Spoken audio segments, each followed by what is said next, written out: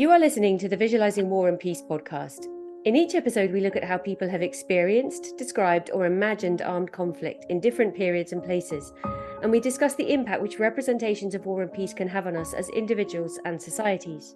Hello, my name is Alice Koenig, and I direct the Visualising War and Peace project at the University of St Andrews. I have two guests on the podcast today, both based at the US Army War College and both researching AI-enabled military technologies. Lieutenant Colonel Dr Paul Lushenko is the Director of Special Operations and a Faculty Instructor in the US Army War College's Department of Military Strategy, Planning and Operations. Paul has combined an academic career in international relations and diplomacy with regular military deployments, directing intelligence operations at the Battalion, Combined Task Force and Joint Task Force levels. In his most recent operational assignment, he served as the Senior Intelligence Officer for the Joint Special Operations Task Force in Afghanistan, and was also responsible for shaping the coalition's strategy to defeat the Islamic State and helping to regionalize US counter-terrorism policy and strategy. Paul is a Council on Foreign Relations team member, adjunct research lecturer at Charles Sturt University, and non-resident senior fellow at Cornell University's Tech Policy Institute. He's the co-editor of Drones and Global Order, Implications of Remote Warfare for International Society, published in 2022, which studies the implications of drone warfare on global politics. He also has a book forthcoming with colleague Shyam Raman on the public's perceptions of legitimate drone strikes, entitled The Legitimacy of Drone Warfare, Evaluating Public Perceptions, which will be published by Routledge in 2024. Dr. Jerilyn is an award-winning educator specializing in the US military school system.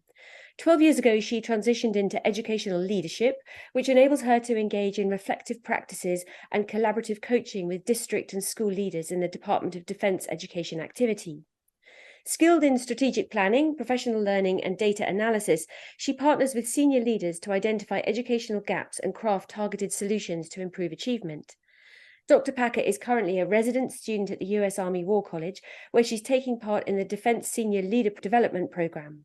She's currently running a research project which uses interviews and focus groups among senior officers to determine what shapes their trust in AI-enabled military technologies. And going forward, she hopes to employ this research in an upcoming role within the Senior Executive Service, so her findings are going to have broad policy impact. Paul and Jerilyn have come on the podcast today to help us grapple with some recent technological developments in warfare, which have huge implications for how governments, militaries, and the public visualize conflict and indeed peacekeeping now and in the future. Indeed, as Paul's edited volume from 2022 underlines, drone warfare and AI require us to rethink the structural and normative pillars of global order.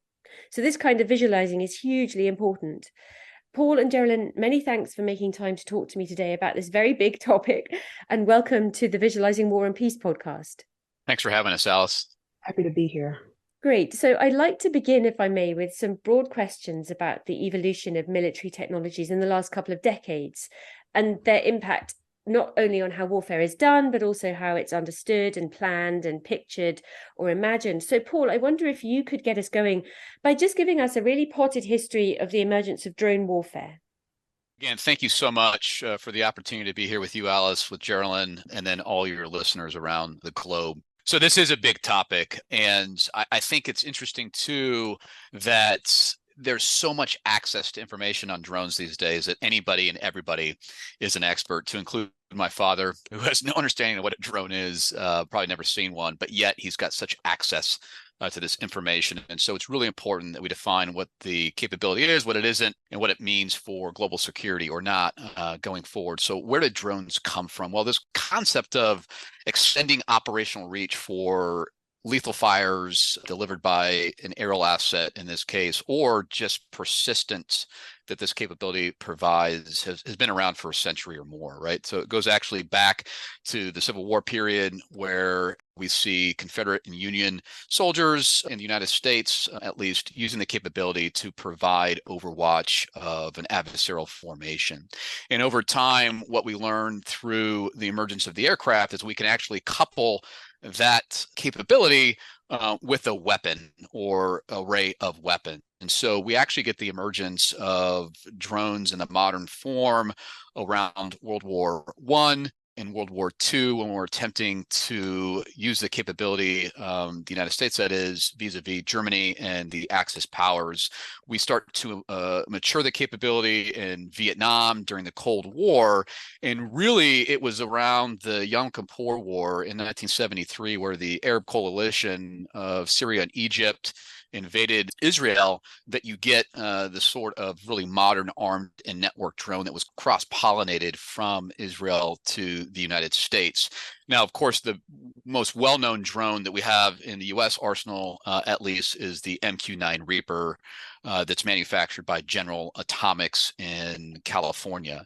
And General Atomics was a small sort of mom-and-pop manufacturing plant of aircraft in the 1980s and 1990s that actually bought up Israeli technology. At the time, the so-called Gantt drone was the precursor to the Predator and the Reaper, and the rest is history after 9/11, where the Bush administration chooses to really weaponize this capability to conduct targeted killing of terrorists across the world. And so, in sum, the history surrounding drones actually predates 9/11, the terrorist attacks against the Pentagon and elsewhere in the United States. But this was a serious inflection point for military innovation, where we saw technology providing a couple chief benefits that were beneficial to the United States and our allies and partners. So those consist of things such as extending your operational reach to apply effects in a precise manner, at least hypothetically, while buying the risk down to your own forces as well as civilians. And this is important by way of international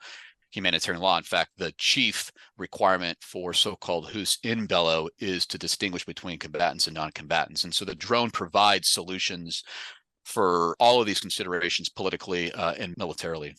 Thanks very much, Paul. And we might come back to that slight question mark that you raised over precision in a minute. But in your edited volume on drone warfare, you have written about the proliferation of drones, the dronification almost of warfare. And I wonder if you could just help us picture just how dominant or important drone warfare is now relative to other kinds of war fighting. So it might help if you can sketch what role it's played in Ukraine, for example, relative to other military operations. And do some militaries invest in or rely on it more than others? It'd be really helpful just to build that picture a little bit.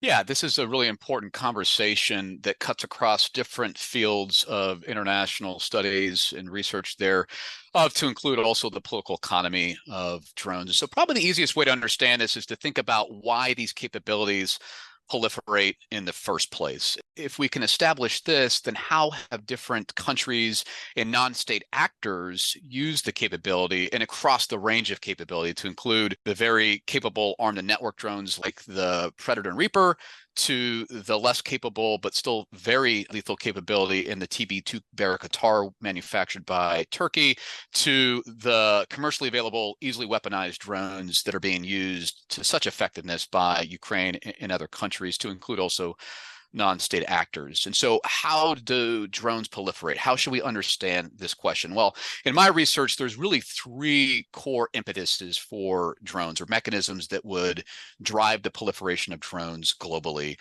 The first is the sort of security implications that countries and leaders therein believe they can benefit from. And so again, the chief benefits, at least hypothetically, of these capabilities is that you would extend your reach, buy down risk to friendly forces and civilians as well. The second sort of driver of proliferation is the political economy of drones. In other words, they cross borders, and there are different beliefs about what this provides countries. And the chief benefits from a political economy perspective is that you would gain increased access and influence in markets and in countries that you may otherwise not have access in.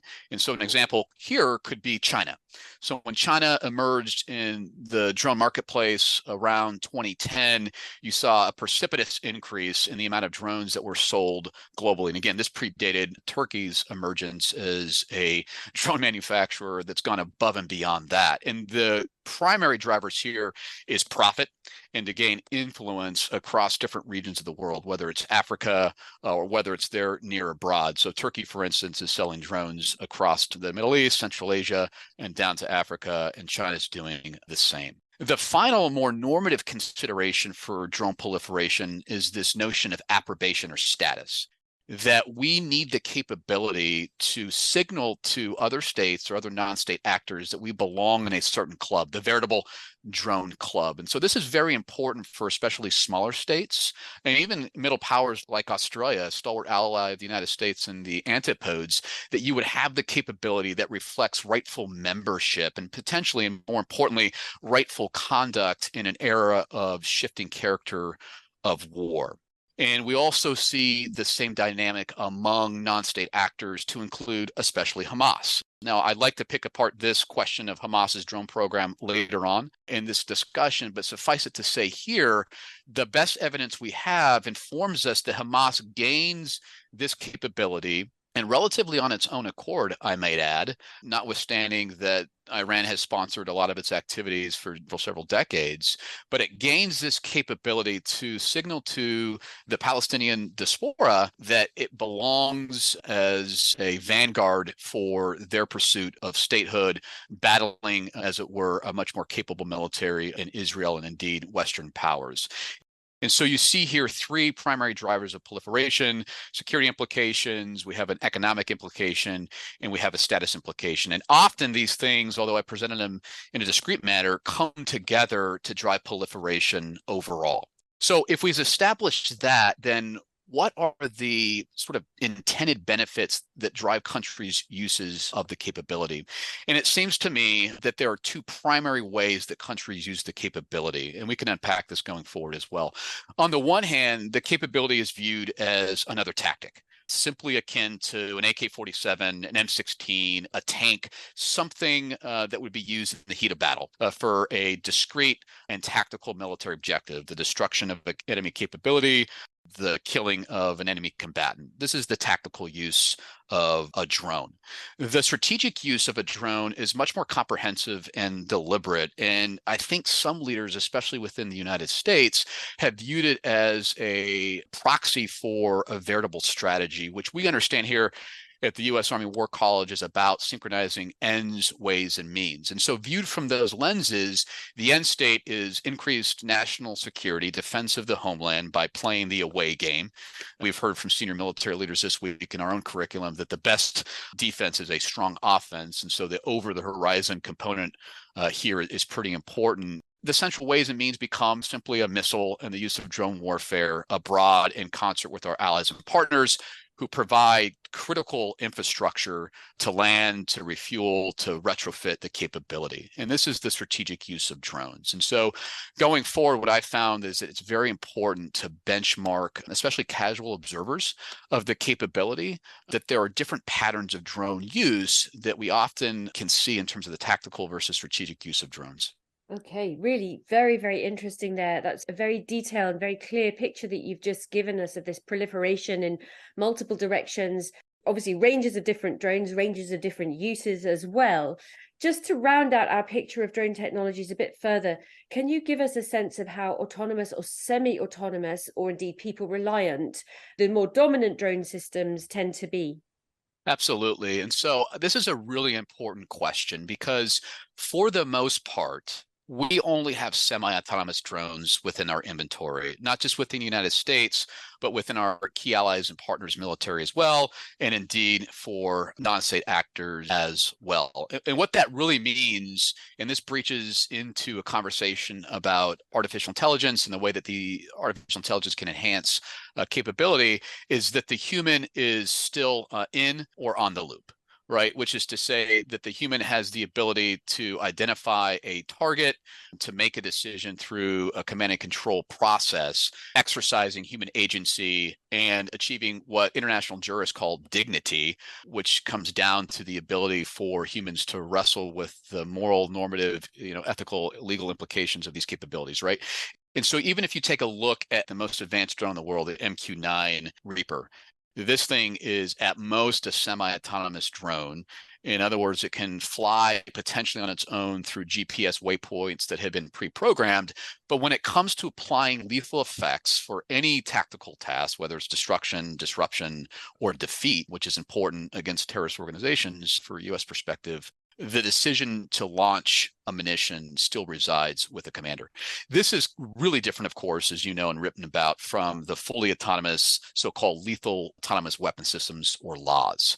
And I think that there's been a conflation between the way that senior military officials especially think that warfare is progressing towards, which is the use of AI in the battlefield across domain and at scale, versus the way that it actually is in practice at this point. I mean, we are, in my humble estimate, I'd be curious to hear what Jerilyn, the real expert here, thinks about this. I think we are decades away from getting toward, the ability to use a law in combat. It's not to say that militaries aren't studying this capability, but the devil is really in the detail in terms of weaponizing algorithms to shorten the sensor to shooter timeline, which means we apply effects more rapidly than an adversary. So in sum, we still are wedded very much so to semi-autonomous drones that exercise human agency over targeting especially.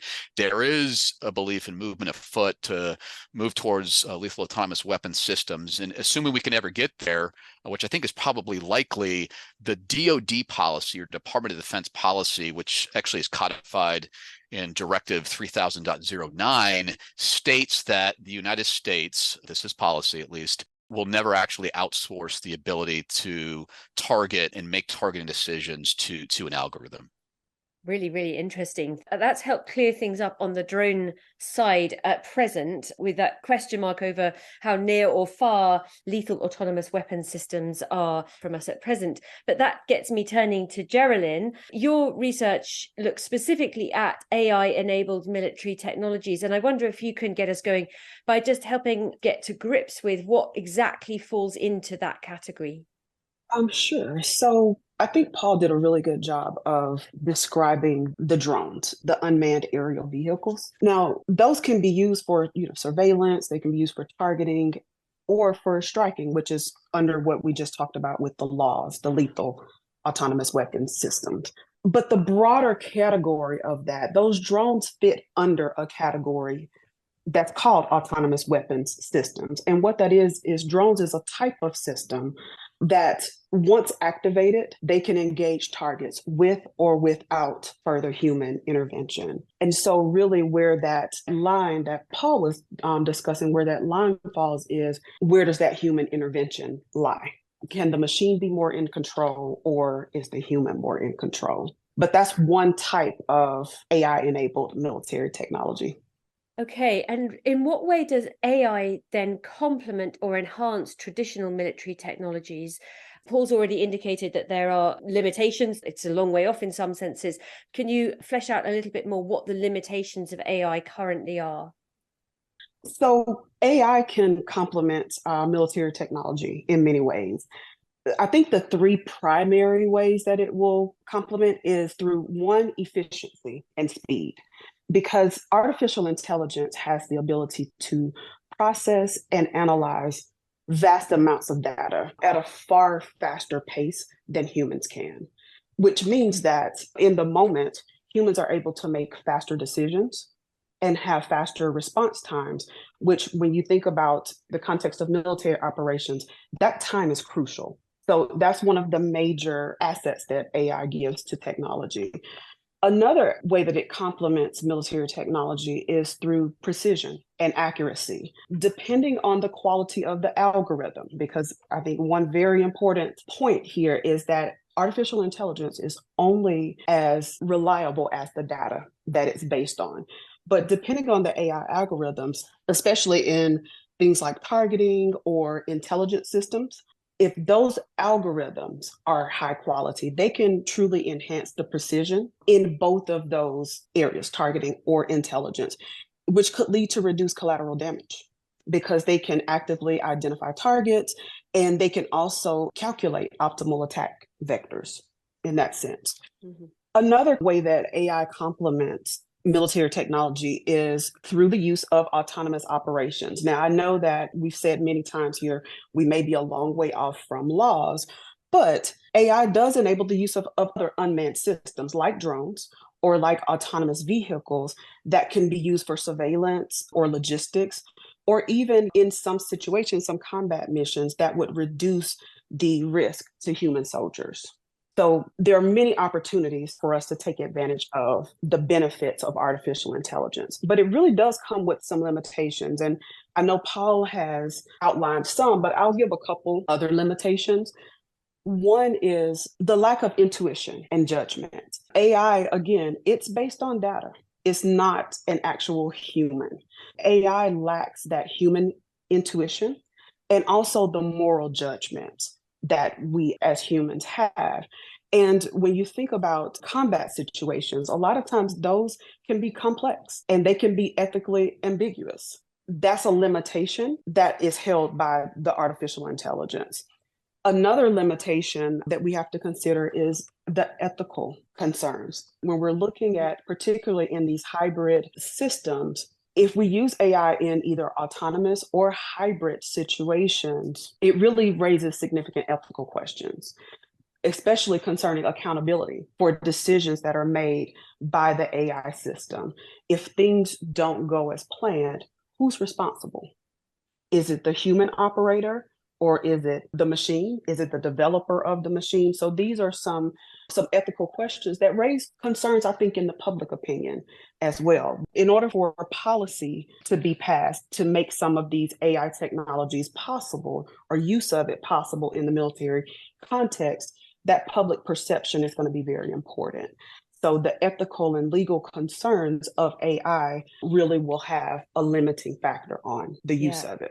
Absolutely. We know that there is a lot of public concern and policymaker concern as well over AI in general in our world. But when you are factoring in those, as you say, those ethical concerns, the questions, huge legal, humanitarian, ethical questions around accountability, then in some ways we're a long way off the use of AI enabled military technologies, not because the technology isn't there, but because, as you say, there's a lot to process and a lot to go through.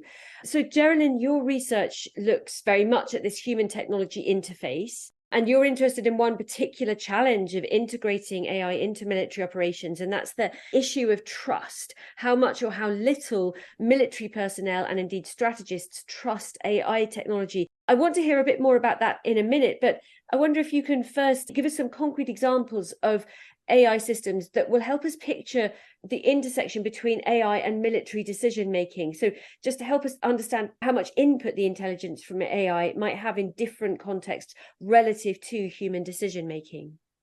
So let's go back to our drones, since we've talked a lot about the use of these unmanned aerial vehicles or drones. So in the military context, these, can be used for reconnaissance or intelligence gathering, surveillance, or targeted strikes. And the AI processes the images. It processes imagery and it censors data to identify targets or points of interest. But then humans, the actual officer or soldier who's using this technology, they have to make decisions regarding what am I going to do with this information. And so that's where that level of trust comes in. To what extent am I trusting the reliability of the information that I'm receiving? And again, as we look at that spectrum of how much control are we willing to give to the machine to make these decisions, trust is an essential factor in that. It would be really interesting to hear a little bit more about your initial findings on this big question of what levels of trust military officers have in AI military technologies, and perhaps even more interestingly, where their areas of mistrust are. So that's a really great question. And, as you're aware, it's an emerging field. So the empirical research is very limited, but thanks to people like Paul, who is really taking on this topic and adding to the body of knowledge, there are some trends that are emerging. And I'm going to let him elaborate on his theory in just a bit, but I'll just kind of give you a brief rundown of, I'm using research that Dr. Lushenko published just this year around the way trust is built with military officers in regards to artificial intelligence. And he developed this theory that identifies the decision level, whether the decision is made at a strategic or a tactical level, that might influence the way officers trust the artificial intelligence, but then also that center of control. Who's driving the ship? Is it the human or is it the machine? And to what extent? And so he's really done a lot of research on how these levers influence how much military officers trust the artificial intelligence. I'm taking his framework and using partially my education background, as well as some additional research that I'm gathering. And I'm looking at some moderating variables within that context, really looking at how does the AI literacy within that context affect how much officers trust the artificial intelligence, as well as the level of risk involved in the decision and the past accuracy of the AI technology that's being employed. So really looking at several variables and getting to the heart of what moves the needle for our military officers as they are partnering with technology to make decisions.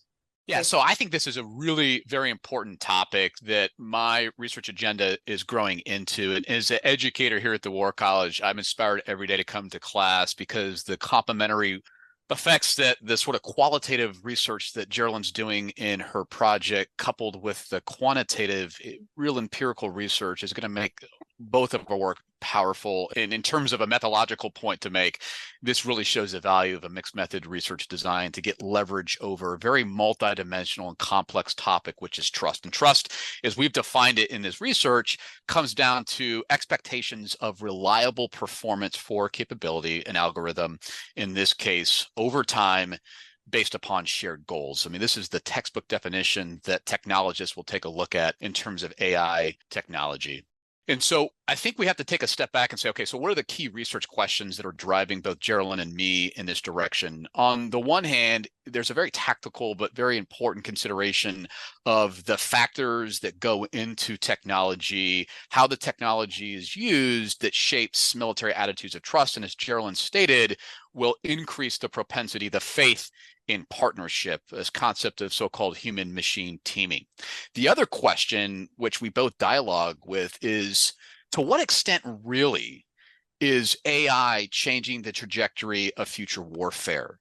Everybody agrees, and there's broad consensus among sort of popular scholars like Paul Shari at the Center of New American Security, as well as my supervisor at Cornell University, Professor Sarah Krebs, that there is going to be indelible changes to warfare based upon this capability. But we don't really know what that looks like. And so the question that we both confront is, how should we understand different patterns of warfare that are emerging based upon AI?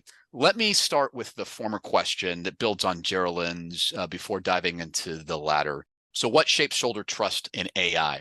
I've adopted an original survey experiment. It's called a conjoint design, which is to say that we can vary a lot of different factors and determine which factors, when varied in combination, really shapes overall attitudes. And so I've identified from the rich literature on drone warfare and public attitudes for drone strikes, to include some of my own research on legitimacy, 9 different factors that I believe and hypothesize will shape soldiers, service members' attitudes of trust for these capabilities. Things like the amount of autonomy, manual versus full. Things like the precision or accuracy, less versus more. Things like the effectiveness. How many civilian casualties can we anticipate versus how many soldiers do we save when using the capability? And then the sort of legal oversight, whether it's domestically levied through Congress or whether there's an international organization or regime that provides oversight. And oh, by the way, because we've talked about the political economy, what other countries are using the capability, especially adversaries, right? So I will vary these 9 factors and determine what shapes trust. And what I find from my initial findings is a really tightly calibrated set of instrumental and normative considerations that shape soldiers' propensity to partner with these capabilities.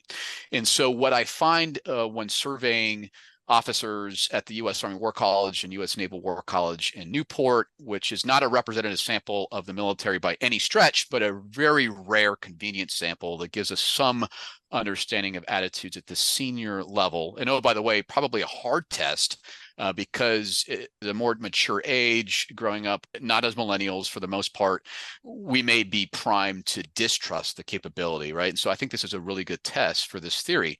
And what I find, again, is a tightly calibrated set of considerations for trust. So first is technical specifications to include the autonomy, the precision, really shape trust for service members. And what this means is they don't want a fully autonomous capability.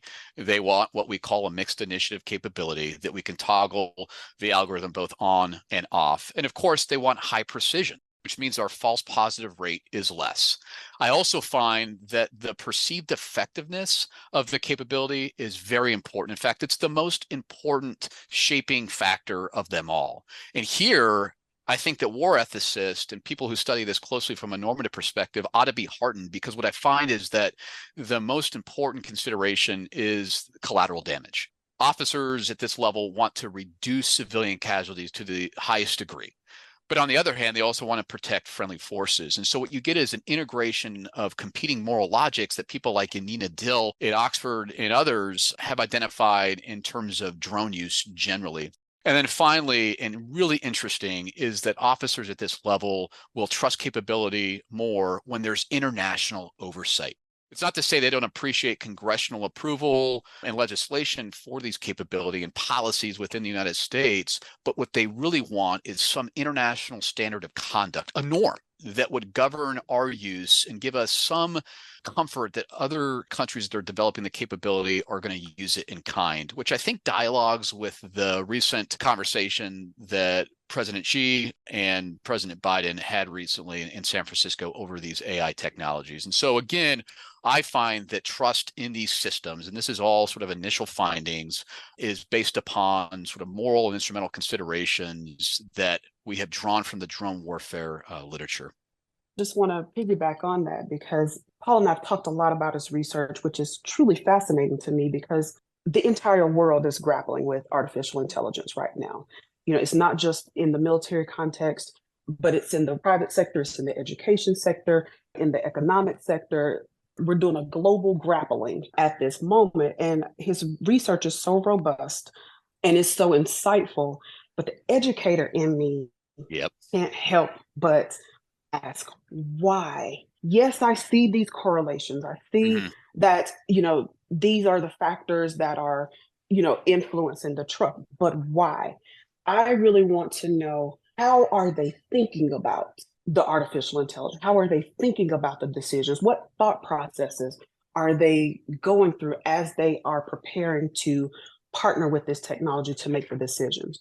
That's why I decided on a qualitative methodology for my study. And I'm doing interviews and focus groups. So building on this foundation that Paul has set, I'm going to look more in depth at the why. So I'm going to talk to members of the U.S. Army War College. And this population is so valuable because the officers who attend the Army War College are really situated between that tactical operational leadership and strategic leadership. And I think that that's going to really give some insightful evidence into how the different decisions are made, or how trust varies when making those different level decisions in military operations. And again, from the educator's standpoint, I really believe that this research is going to provide valuable insight into how officers think about AI, but may also highlight some gaps in AI literacy or in thinking patterns that might have been useful or might be useful in certain types of warfare, but might need adjustments, you know, as we're looking at, as Paul said, the future trajectory of warfare. And I believe that this research project, we'll be able to help inform military training programs by highlighting those areas where officers feel less confident in AI, maybe looking at some targeted training modules to build capacity and efficacy, or looking at different simulation-based training that integrates the AI, familiarizing officers with using AI in controlled environments that may increase their trust and comfort with the technologies. But I really think that there are several educational implications to the research, as well as the broader discussion of AI in military operations. You may be aware that just a few weeks ago, President Biden signed an executive order on the safe and trustworthy development of AI. And then Vice President Harris, just a couple of weeks ago, announced new U.S. initiatives to advance the safe and responsible use of AI. By conducting these different types of studies, really looking at where the trust is strong or where it's fragile, I believe that this type of research can help to guide some of the policymakers and the technology developers in addressing some of those concerns and really setting some realistic operational parameters for the AI use, and ensuring the ethical deployment of AI in military contexts. Mm-hmm. So the picture that you're building at the moment is not only of technologies and international law norms that are under development, but educational support, training that needs to keep up with that as well. And from what you and Paul have been saying, with Paul's findings on the areas of mistrust or trust being around a mix of instrumental and moral considerations, then training needs to look very holistically, not at AI simply as a technology, but AI as a place where you do thrash out those ethical questions, those moral norms. And Jerilyn, I'd be really interested to know whether in your findings with the qualitative research that you've been doing in your interviews, whether you feel that issues of trust reside not only, in a sense, the military background of your interviewers, but in that kind of wider lived experience of being in a world where we're growing up with technology as it develops. To what extent do you think these issues of trust are very specific to the military careers of the people that you've been talking to and the military context in which they operate? And to what extent are some of those issues of trust kind of being fed by their broader life experiences? Yes, absolutely. And I'm still in the very beginning stages of my research. I actually conduct my first focus group on Monday of next week. However, just some of the anecdotal evidence that I've gathered so far, I think that what you said is spot on. It's not just the military context that is affecting officers' trust in artificial intelligence. The lived experience, I believe, actually may weigh more.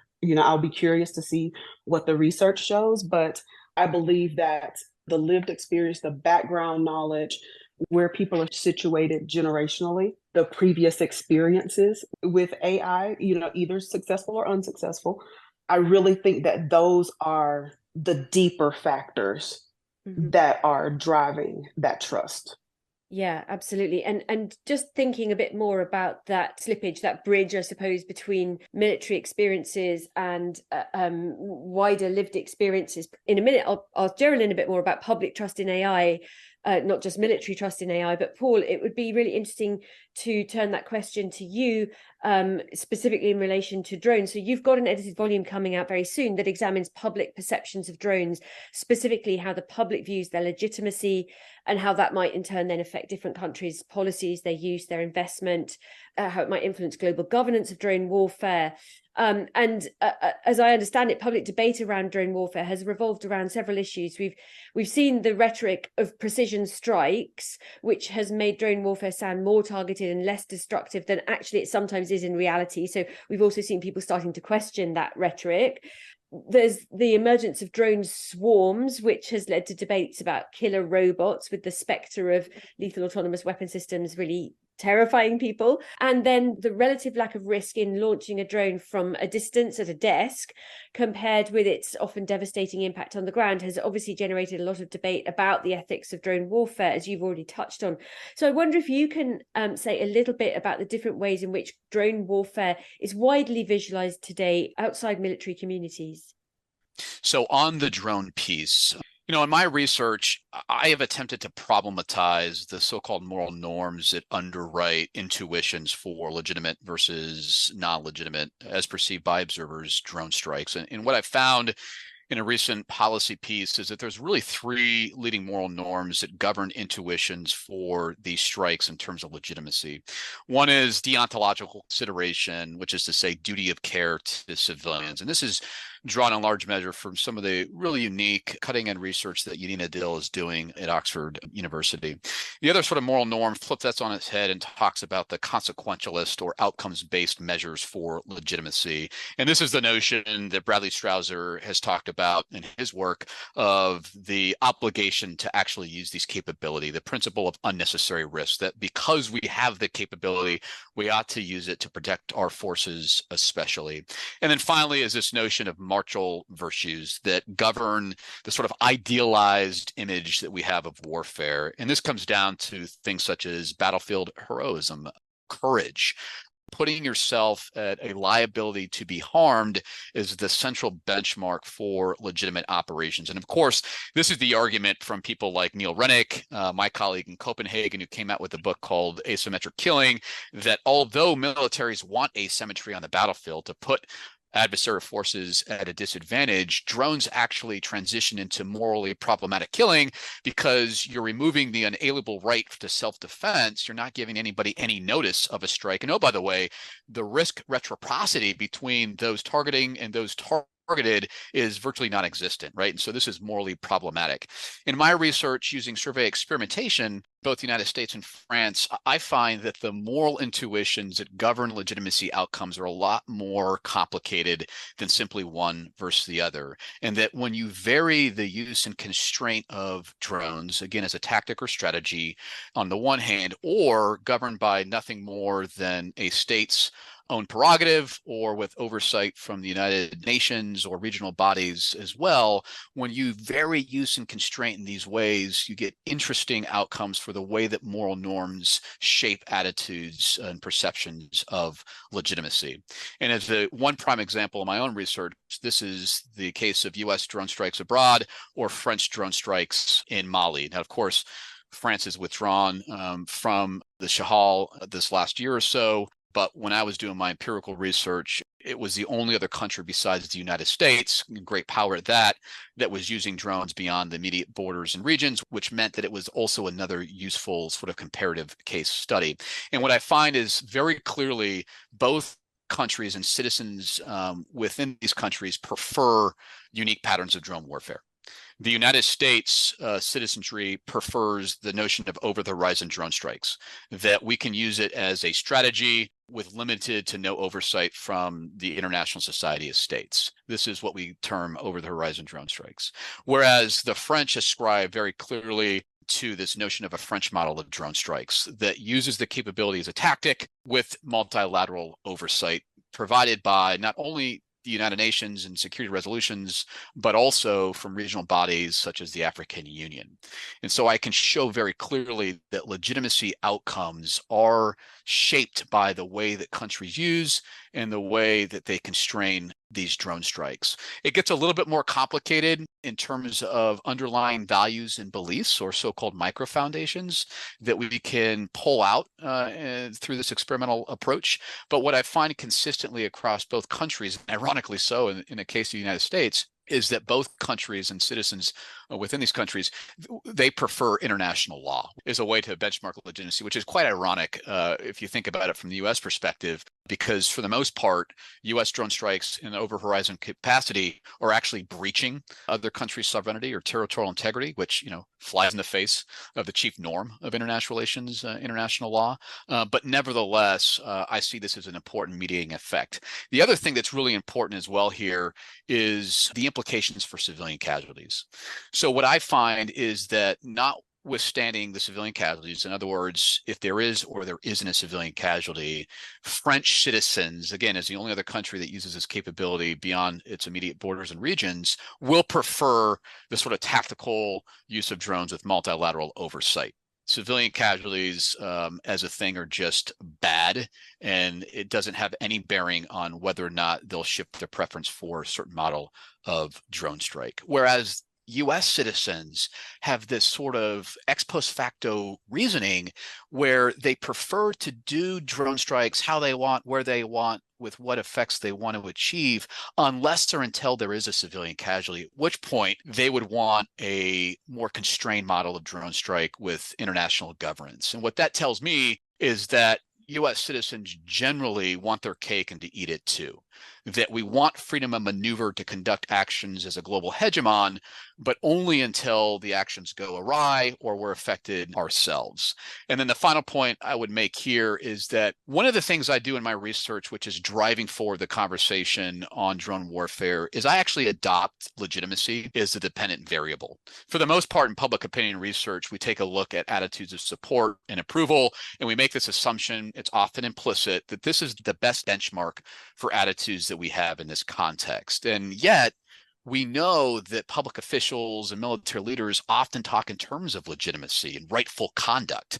And this is General Milley's point after the strike in Kabul in August 2021, where we actually killed 10 women and children versus the one ISIS fighter that we thought we were killing. And we perceive this as righteous. And this is the quote, it was righteous, right? So if we talk in terms of legitimacy is really important for the sustainability of these operations globally. And we train our students at the War College, to include Jerilyn, on the importance of legitimacy as a joint warfighting principle. We ought to unpack it and understand really what shapes it.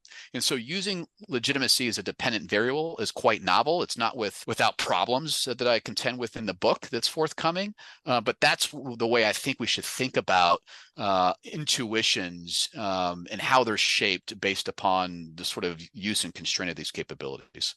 And you're drawing a really fascinating picture for us there, Paul, where public trust and public investment in and a sense of legitimacy of drone warfare sits somewhere at different points on the spectrum, quite a big spectrum between personal understandings, I suppose, collectively built as well, socially understood moral norms about reduction of casualties and proportionality, and then the more legal framework of international law.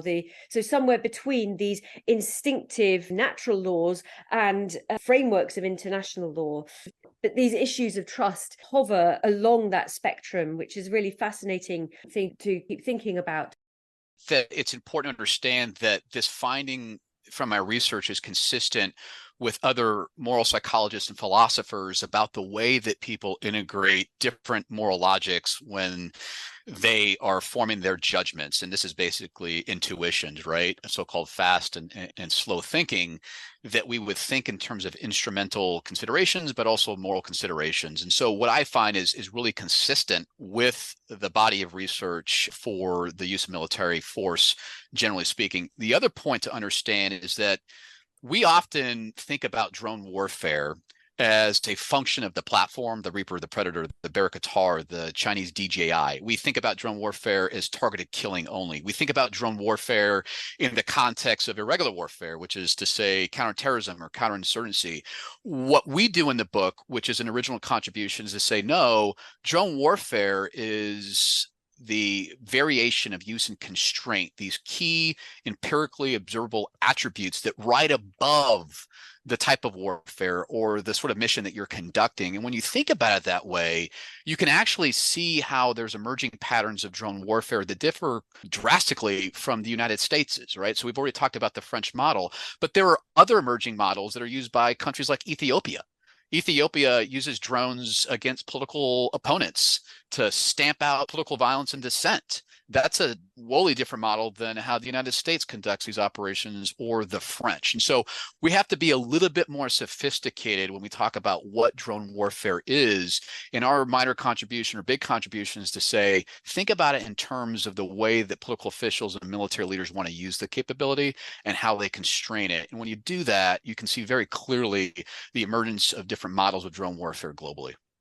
Yeah, that's a very important point there. And I think you're also helping us get to grips with the fact that there is a lot of continuity of questions of trust, of mistrust between drone warfare and other forms of warfighting, for all that there are very specific areas of mistrust that are related quite precisely to these novelty and the unknown quantity of some of these emerging technologies. Jerilyn, if I can bring you back in, how do the trends that Paul's been talking about compare with what you know about public perceptions, not military perceptions or trust in AI military technologies? How do you think that the perception of AI-enabled technologies differs between military contexts and civilian settings? First of all, I do agree with what Paul was saying. And I think that public perceptions of AI and military technologies, I think that they vary. and they're shaped by several factors. And I think that the media plays a big part in shaping that public perception, but not just the media, but also ethical considerations and just, I think the public's general knowledge about AI shapes some of those perceptions. But it's important that we understand these perceptions and how they're built, because I think that public perception can significantly influence policy and funding as we're looking at partnering with these technologies in our modern warfare. I think that the public generally has some concerns about AI. Again, thinking about the media, if you think about popular culture and the media, I think that historically we've kind of depicted AI in a dystopian light, which has influenced the way we think about it. And I say the collective we. You think about movies that you know about that's used AI, or literature that you've read that features AI. It's usually featured as some kind of uncontrollable force. That's and that contributes to a sense of caution, that the public has, or a kind of fear that we might have about how powerful might this technology become. I mean, think about the Matrix. Think about, these movies that we've watched, over the past decades. I think that the public also has some unease about the use of fully autonomous weapon systems. Just that idea of a machine making a life or death decision without a human intervention, I think that gives the public pause. And that's something, for us to consider. Or I think other perceptions that the public may have is that AI systems may not be secure always. They can malfunction, they may be misused, whether intentionally through malice or accidentally. So I think that there may be some apprehension about the systems being hacked or them making incorrect decisions based on flawed data. And honestly, I don't think that there's a big difference between the AI perception among military personnel and civilian settings. Because, if you think about it, the military is just a microcosm of the larger society. It's still made up of people. I do think, though, that there's a couple of aspects where the perceptions might diverge a bit. One being that in the military, AI might be viewed a bit more through the lens of utility and efficiency, really thinking about the strategic advantages of using it, whereas civilians are more influenced by the ethical or the privacy or the safety concerns. So I think that the lens is a bit different between the two populations. And I think, too, that in the military setting, that trust in AI might be developed more through direct experience and through training, in a particular context, whereas in the public, that trust is more influenced by that secondhand information, the media, and our own cultural narratives. Yeah.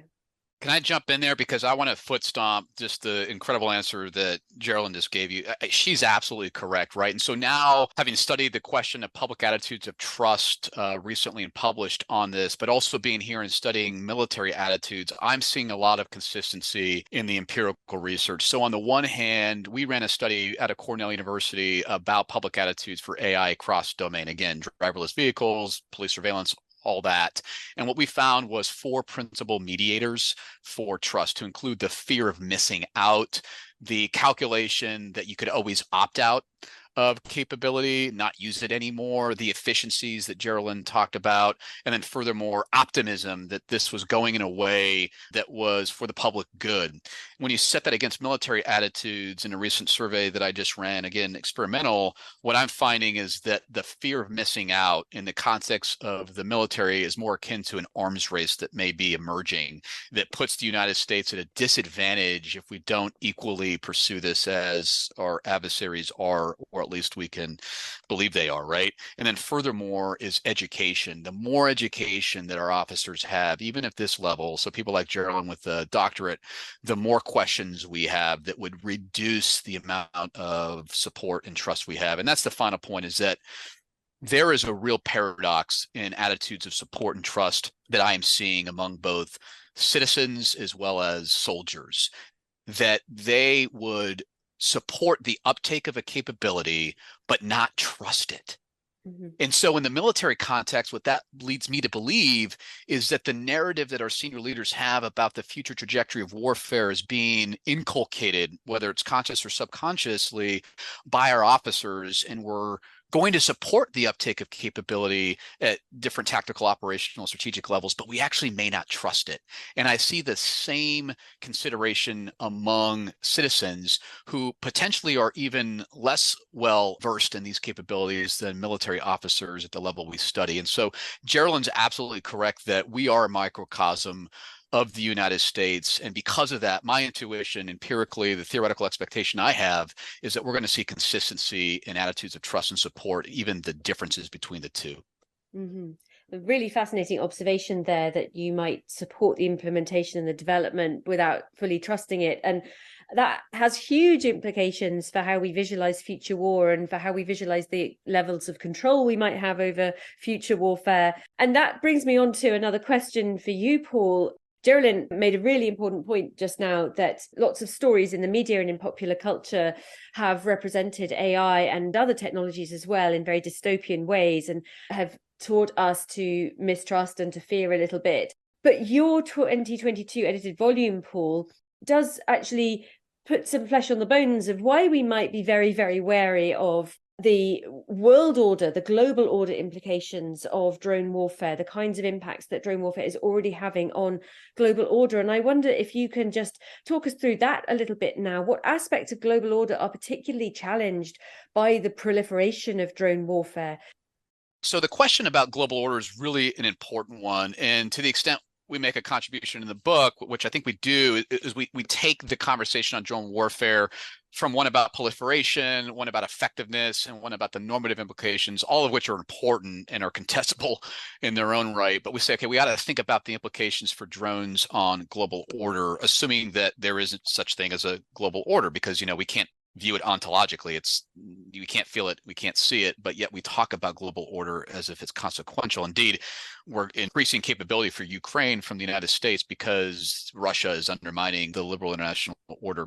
And so the starting point for this discussion is, what the heck is order? And we draw upon a very rich literature for the so-called English School of International Relations Theory, which is posited on this possibility of an international society of states that share sort of common values, norms, and institutions, to define order as a pattern of intersubjectively shared norms and institutions that allow countries to overcome the sort of precursors to conflict, so enmity, suspicion, misunderstanding, and that by doing so, we can achieve common ground for security, prosperity, and most importantly, peace. And so when you understand order in this way, we can define clear pillars of order that builds on the work of Andrew Phillips out at University of Queensland in Australia, who's really a leading theorist on order from an English school perspective. And so we define order as a function of 4 different axes or pillars, to include a central organizing principle,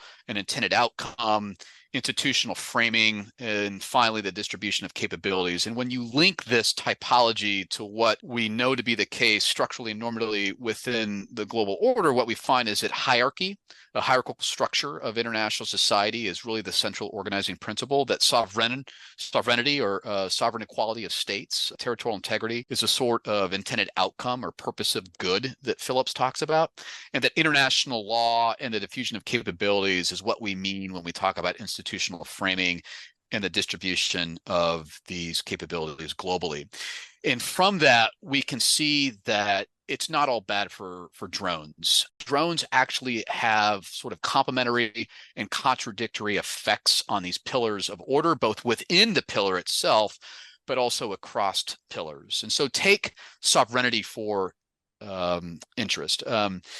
For the most part, and I think for good reason, by way of international humanitarian law, international law generally speaking, critics of drone warfare prosecuted by the United States, this over-the-horizon model, will say that it undermines the chief norm of international society, which is sovereignty. And in undeclared theater of operations like those in Pakistan, Somalia, and Yemen, I think there really is legal footing to make this argument that drones would undermine sovereignty and therefore global order, because we're transgressing the sort of territorial integrity of a state to make its own decisions in prosecuting threats on their behalf or just based upon our own prerogatives. But on the other hand, if you take a look at drone warfare in terms of sovereignty or the intended outcome of global order, international society, we can see that it does quite well in places like Ukraine, where it's not just the Turkish TB2 Bayraktar that Ukraine is using to prosecute Russian artillery, their own logistical trains, but also it's the army of drones, the 50,000 plus commercially available, easily weaponized, retrofitted capability that now has leveled the playing field for Ukraine in the context of this war against another state. And so what we do in the book is really tear apart the pillars of global order to include, again, hierarchy, to include sovereignty, to include international law, and the distribution of capability to suss out some of the complementary and contradictory effects of drones at this global level. And what we ultimately come to is a place of realizing that our mainstream theories, the materials theories such as realism, whether it's classical, whether it's neo, whether it's structural, or even the sort of liberal ilk in liberal institutionalism, are really inadequate to explain the complexity of the implications of drones globally. And so we advocate for further study through things such as critical theory, gendered understanding of international relations, queer sort of theories of international relations, to understand the unique implications of drones that go above and beyond the sort of mainstream effects we would anticipate by adopting a realist or liberalist lens. And then finally, that while drones can be used for coercion and even deterrence to a degree that threatens to undermine global order, in certain instances like Ukraine, drones can actually strengthen global order. Really interesting again. This is such a fascinating conversation. There are so many rich areas to dive into. Paul, you just mentioned more research, the need for more research in some very particular areas to look at the unique implications of drones. So you mentioned, for example, their gendered use. And that actually gets me thinking about a couple of chapters in your book that look specifically at how colonial and racist drone warfare can be. And I wonder if you can expand on that. Yeah, we've gone to some great places today, and this is why the literature is, it's oversubscribed in some cases. Everybody's a drone warfare expert, but on the other hand, there's all these interesting threads to pull that have real, as Jerilyn stated, policy implications. So what about this racialization notion of drones? So I have an article under review right now with a scholar from India and one at the Naval War College, and we confront the question of the degree to which public opinion, public support for U.S. counterterrorism drone strikes are racialized or are underwritten by sort of racial bias. And in studying this in an empirical way, what we do is take a look at proxies for the social construction of race. I mean, race is often viewed as an identity, but we know that it's based upon larger power differentials that socially construct the other, right? And so in adopting more of a heuristic understanding of race, that there are limitations there because we can't dialogue necessarily with the foreign policy that could be racialized that lead to these strikes. But when taking a look at the actual strike itself, we vary the skin color of a target as well as the location, because people like Wilcox will tell us that we can make bodies from places, right? That location becomes a proxy for race. And what we find really fascinating, Alice, and quite contrary to what we initially anticipated, was that race in terms of skin color and location doesn't really have a bearing on public attitudes of support. That when you actually provide more information on the racial composition, the brown, black skin of a target, and for the most part, we are killing brown, black, and indigenous people with these capabilities, that when you provide more information on skin color, and that when you provide more information on the location, whether it's in Europe or whether it's in Latin America or Africa, you actually get less support for the capability and the strike. But when you don't provide these things and you dehumanize the target through what we call an infrared picture optic that strips the target of any identifiable skin tone or color, and then don't provide information on the location, you actually increase support. And I think this is a really important finding, because when you take a look at public opinion polls for drones, for the last 20 years or so, we get high public opinion among citizens for these strikes. But the questions are like this: do you support the use of a drone strike abroad against a terrorist? And so what we're assuming is that this person's a terrorist to begin with, and we're providing absolutely no amplifying detail on the target. In other words, we're dehumanizing the target. What we find is that when you provide more information on the target, when you humanize the target, when you provide implications for skin color and location, you start to generate more questions about the merits of these operations. And what that means in terms of the policy implications is that drones have really circumvented public accountability and democratic oversight in the United States, at least. And we ought to be more forthright about the intelligence and the merit of an operation before we conduct it, the less we're in a position where people support it unknowing of the actual implications. And so the racial question here is something that needs to be unpacked further, because there are a lot of limitations with our study. And I'm happy to report that people like Zoltan Buzas at Notre Dame, Chris Blair at Princeton, Josh Schwartz at Carnegie Mellon are going to join me and my colleagues at a panel at the International Studies Association here in San Francisco next April to talk about these very sensitive but very important questions that go across different munitions, so not just drones, but also nuclear weapons as well. Yeah, absolutely. Paul, clearly hugely important work being done and needing to be done in this space, as you say, drilling down into some of the unexpected dimensions of the relationship between public investment in drone warfare and development of drone warfare going forward. Jerilyn, coming back to you, I wonder if you see AI military-enabled technologies as more likely to disrupt rather than to reinforce global order.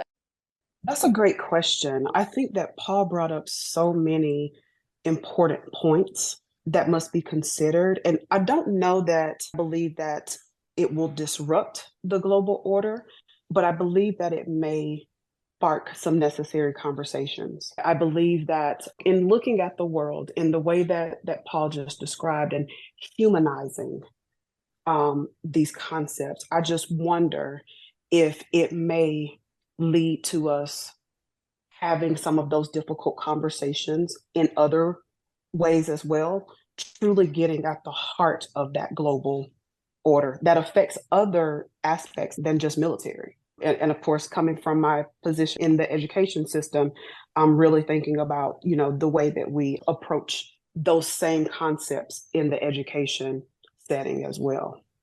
Yeah. And are you aware, Jerilyn, of any research that's looking at the potential of AI for peacekeeping or peace building? I've not dove deeply into that yet. However, I did see that the United Nations has assembled a group of high-level officials to come together to create some international norms around the use of artificial intelligence, which shows that there is a global commitment at this time to using artificial intelligence for peacekeeping efforts. That ties into some of the issues that both of you have touched on, in relation to trust and in relation to the development of drone technology and AI military-enabled technologies more generally, the need for more regulation, the public desire for more regulation, for more international oversight, and then if that is embedded in wider conversations about global order and indeed peacekeeping and future peace. We've dived into so many interesting topics, and each of them deserve a much lengthier discussion on their own. But I want to end by asking you both a question, a much broader question now, about our habits of visualizing war.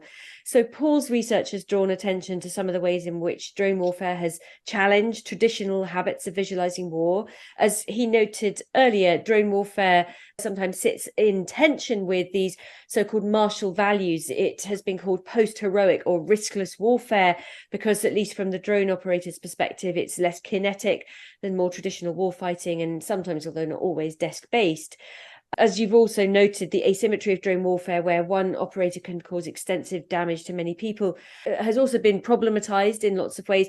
And interestingly, it's begun to be used by storytellers to re-visualize past conflicts. So, for example, one of our previous podcast guests, the theatre maker Ewan Downey, has described the impact of the mythical hero Achilles on the Trojan battlefield as like a drone strike, or as unfair as a drone strike, because of his capacity to wound and kill without incurring huge risk himself. themselves. So in other words, it's not just that drone warfare is helping us revisualize future conflict, but actually getting us to look back and use it as a different lens for rethinking historic conflict too.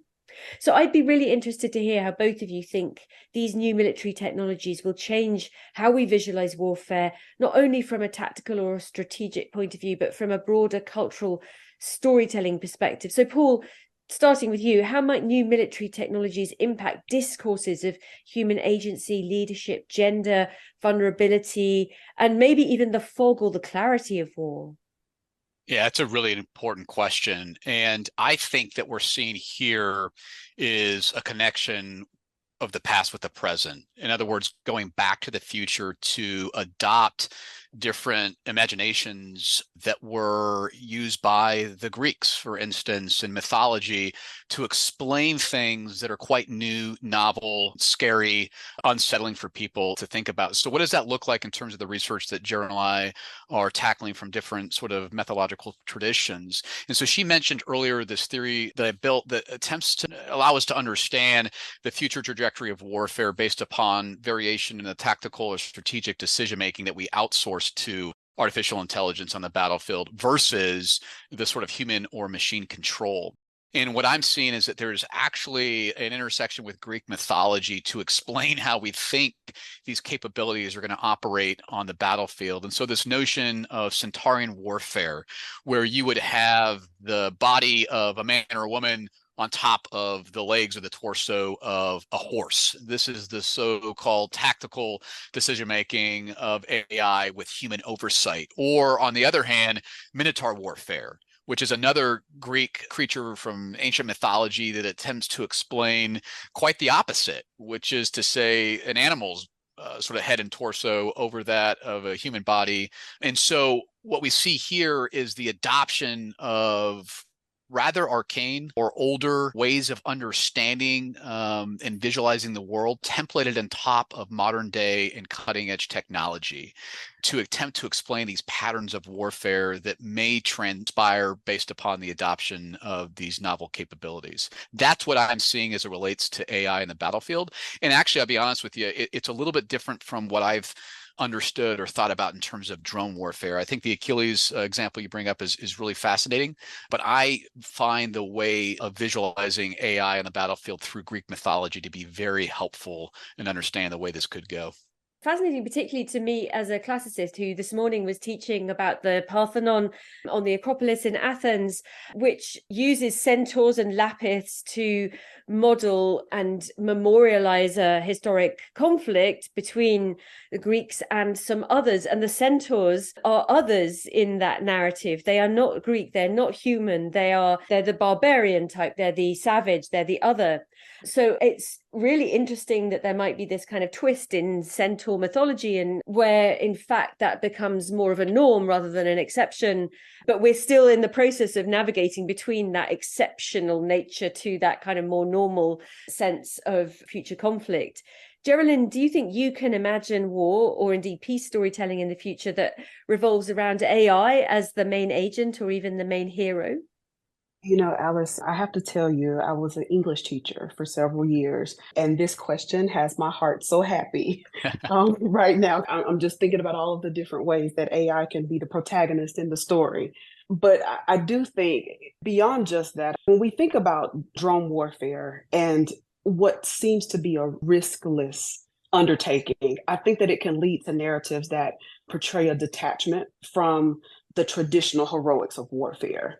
And so that storytelling might focus on the psychological impact on the operators who engage in that combat remotely and how they grapple with the consequences of their actions from a distance. I think that stories may also evolve to highlight the potential pitfalls of an over-reliance on technology in warfare, being overly confident in tech solutions, underestimating the enemy, or the technological malfunctions that illustrate the need for that human-machine partnership. I think that just like drone warfare creates an asymmetry, I think that it could foster stories of resistance against technologically superior foes. I think that those types of narratives might just emphasize the character traits such as like ingenuity, just being innovative and creative in those moments, or using guerrilla tactics or cyber warfare to counteract technological dominance. I think that we can definitely shift that dystopian narrative that we've created around AI and look at AI as being the protagonist. It can be the savior of the story, a critical tool that we use that either prevents conflicts or minimizes casualties because of the amount of precision that it brings to the table or the advanced decision making. I think we can let AI be the protagonist. It can be portrayed, as an agent who upholds those ethical standards in warfare. I can see us watching an AI technology refusing to execute an order because it views it as unethical based on either international laws or moral code. So I really do think that as we increase this partnership and as we really begin to develop a bit more trust in the partnership between humans and artificial intelligence, I think that we can really see some shifts in our cultural portrayal. Yeah, so we are using age-old stories to try and understand and process and think through these new technologies, and these new technologies in turn might have quite profound impacts on our storytelling. But what you're predicting there, Jerilyn, is that morals, that ethics, that creativity, ingenuity, and indeed human agency will remain as they are now, really central to our storytelling. So AI will have, and drone technology will have implications, but in some ways our storytelling over the ages, our war storytelling over the ages, has constantly wrestled with these same kinds of questions as newer technologies have emerged, as new moral models have emerged as well, and as our stories have not only reflected and adapted to that, but then in turn helped to shape what follows and what becomes normal, what gets canonized as the ethics of the future, or indeed the practices and the tactics and the strategies of the future. And in a sense, I know our conversation has been an awful lot about technology, but a lot of it actually has really been about storytelling and about visualizing, about the trustful or mistrustful visualizing, anticipation, the support for and investment in emerging military technologies, and indeed your research as well, both of your research, which in quantitative and qualitative ways is expanding our understanding, deepening our AI literacy, deepening our drone literacy in really profound ways, so that we can grapple with these developments that are happening at such a fast pace, but that are absolutely part of our future and really going to shape our future. So thank you both, Paul and Jerilyn, for such a fascinating conversation. Thank you so much. And thank you also to you, our listeners, for joining us again. We've got more episodes coming up over the winter as we continue to explore experiences of conflict and peace building in different periods and places. So please do keep tuning in. If you'd like to support our project, please share and subscribe to the show on Apple Podcasts, Spotify, or whatever platform you use. And please leave us a rating if you can. It helps other people find the show. If you'd like to join the conversation further, you can follow us on social media. Just search for Visualising War, or get in touch directly by emailing us at viswar@standrews.ac.uk. Our theme music was composed by Jonathan Young. The show was mixed by Zafia Gertin. Thank you very much for listening.